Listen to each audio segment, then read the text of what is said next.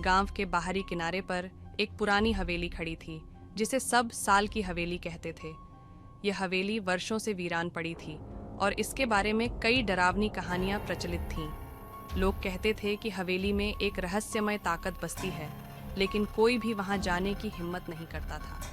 एक रात, जब चांदनी रात अपनी पूरी ताकत पर थी और हवेली के चारों ओर एक अजीब सी खामोशी छाई हुई थी, गांव का एक साहसी युवक आदित्य ने हवेली का रहस्य जानने की ठान ली। आदित्य को रहस्यमय कहानियों में दिलचस्पी थी और उसने सोचा कि अगर वह इस रात हवेली में जाकर रहस्यों का पता लगाए तो वह एक महत्वपूर्ण कहानी जुटा सकेगा। आदित्य ने धीरे धीरे हवेली की ओर बढ़ना शुरू किया। हवेली का दरवाज़ा पुराना और जंग लग चुका था, लेकिन उसने उसे धक्का देकर खोला। अंदर का दृश्य भयावह था। दीवारें हरी लताओं और जाले से ढकी हुई थीं और अंधेरा वातावरण एक सिहरन पैदा कर रहा था। आदित्य ने अपने टॉर्च की हल्की रोशनी में हवेली के भीतर का निरीक्षण किया। जैसे ही वह हवेली के मुख्य कक्ष में पहुंचा, उसने देखा कि एक पुराना संदूक उसके सामने रखा था। संदूक पर एक बड़ा और जंग लगे ताले ने उसकी जिज्ञासा को और भी बढ़ा दिया। आदित्य ने संदूक को खोला।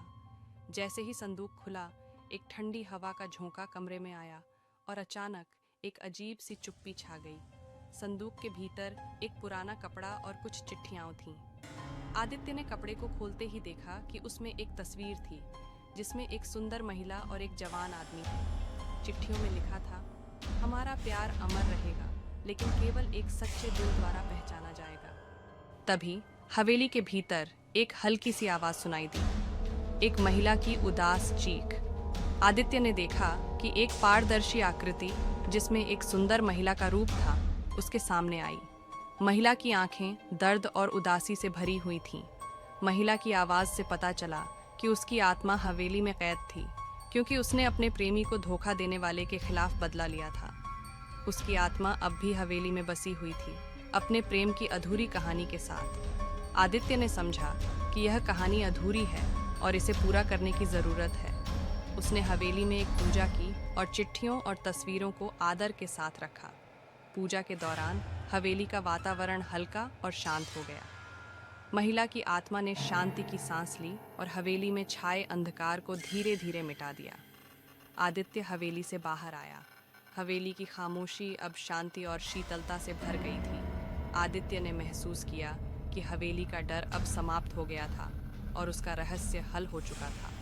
यह कहानी यह सिखाती है कि कभी-कभी पुराने रहस्यों और कहानियों की गहराई को समझने के लिए साहस और सच्चे दिल की आवश्यकता होती है। आदित्य की साहसिकता ने हवेली की आत्मा को शांति दी और पुरानी प्रेम कहानी को अमर बना दिया।